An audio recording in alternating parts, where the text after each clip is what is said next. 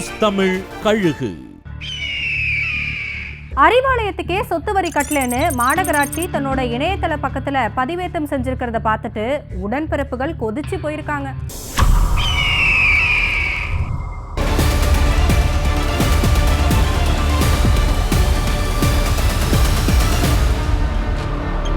தஞ்சாவூர் மாவட்டத்தோட திமுக தலைமை அலுவலகமா 15 வருஷத்துக்கு முன்னால தஞ்சை ஆத்து பாலத்துக்கு பக்கத்துல அறிவாலயம் கட்டப்பட்டுச்சு. கலைஞர் கருணாநிதியே இதை திறந்து வச்சாரு. தஞ்சாவூர் மட்டுமில்லாம அப்போ ஒட்டுமொத்த டெல்டா மாவட்டங்களுக்குமே இதுதான் தலைமை கழகமா இருந்துச்சு. ஆனா இந்த அறிவாலயம் கட்டினதிலிருந்து இதுவரைக்கும் அந்த கட்டடத்துக்கு சொத்து மற்றும் பாதாள சாக்கடை வரி செலுத்தாம இருக்காங்க. இப்ப வரைக்கும் அறிவாலயம் கட்ட வேண்டிய நிலுவைத் தொகை 34,46,396 ரூபாய்னு தஞ்சை மாநகராட்சி அறிவிச்சிருக்கு. இவ்வளவு பெரிய தொகையை கட்டலன்னு தஞ்சாவூர் மாநகராட்சியோட இணையதள பக்கத்துல வரி கட்டாதவங்க லிஸ்ட்ல அறிவாலயத்தையும் சேர்த்திருக்கிறாங்க. இதுல கொடுமை என்னன்னா, தஞ்சாவூர் அறிவாலயம் மறைஞ்ச திமுக பொதுச் செயலாளர் பேராசிரியர் அன்பழகன் பேர்ல இருக்கு. அவர் பேரை திமுக செயலாளர்னு குறிப்பிட்டு சுமாரா 34 லட்சம் பாக்கின்னு மாநகராட்சி குறிப்பிட்டிருக்கு. ஒரு வருஷத்துக்கு சராசரியா 1,70,000 ரூபாய் வரி போடப்பட்டிருக்கு.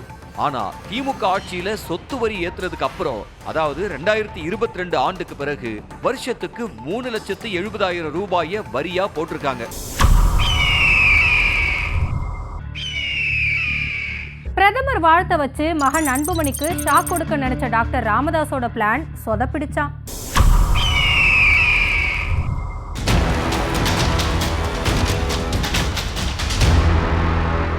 பாமக நிறுவனர் ராமதாஸ் தன்னோட பிறந்த நாள்ல திண்டிவனத்துக்கு பக்கத்துல இருக்கிற தன்னோட கோனேரி குப்பம் கல்லூரி வளாகத்துல செய்தியாளர்களை சந்திச்சப்ப பிரதமர் மோடி, அமித்ஷா, EPS இவங்க எல்லாரும் போன்ல வாழ்த்து சொன்னதா சொன்னாரு.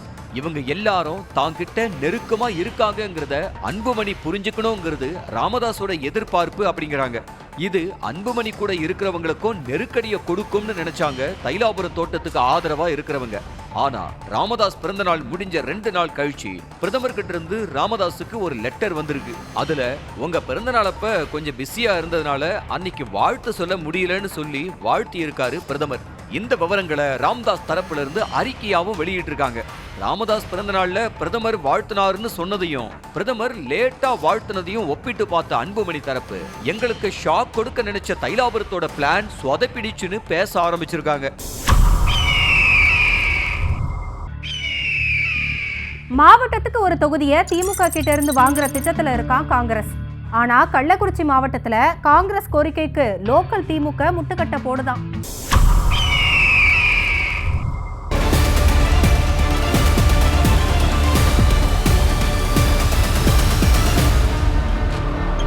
கள்ளக்குறிச்சி சட்டமன்ற தொகுதி அதிமுகவுக்கு சாதகமான தொகுதியா இருந்துட்டு வருது. 2021 சட்டமன்ற தேர்தல்ல இந்த தொகுதியை காங்கிரசுக்கு ஒதுக்குச்சு திமுக. அதுல எதிர்த்து போட்டியிட்ட அதிமுக கிட்ட காங்கிரஸ் தோத்து போச்சு. 2024 நாடாளுமன்ற தேர்தலையே திமுக வேட்பாளர் போராடி தான் ஜெயிச்சாரு.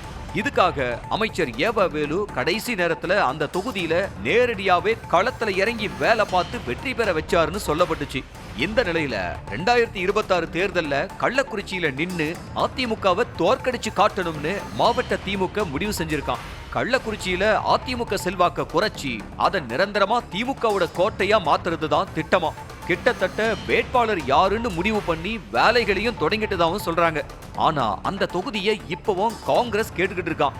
இந்த முறை தமிழ்நாட்டுல ஒரு மாவட்டத்துக்கு ஒரு தொகுதியை திமுக கூட்டணியில கேட்டு வாங்கணுங்கிற முடிவில் இருக்கிற தமிழக காங்கிரஸ் கள்ளக்குறிச்சியை விட்டு கொடுக்க தயார் இல்லைங்கிறாங்க. ஆனா எப்படியும் கள்ளக்குறிச்சியில உதயசூரியன் தான் உதிக்கும்ங்கிறாங்க உடன்பிறப்புகள். செப்டம்பர்ல நடக்க போற திமுக முப்பெரும் விழாவை மேற்கு மண்டலத்துல நடத்துறதா முடிவு செஞ்சிருக்கான் கட்சி தலைமை. தேர்தலுக்கு முன்னால நடக்க போற இந்த விழாவை நடத்துற பொறுப்பை செந்தில் பாலாஜி ஏத்துட்டு இருக்காராம்.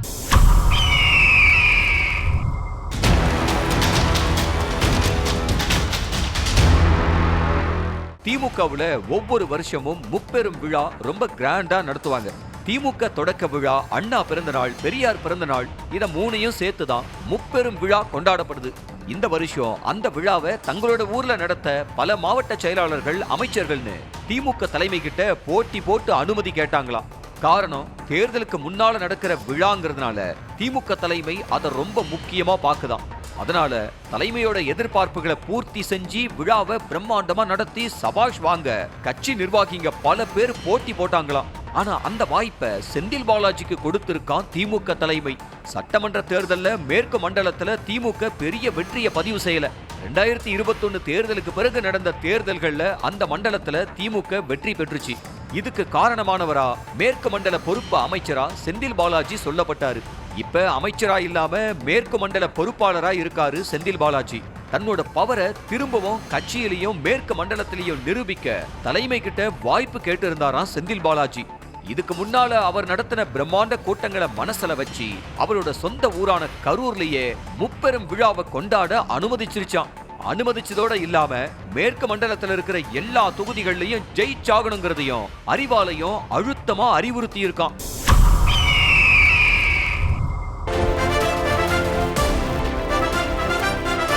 நியூஸ் தமிழ் கழுகு.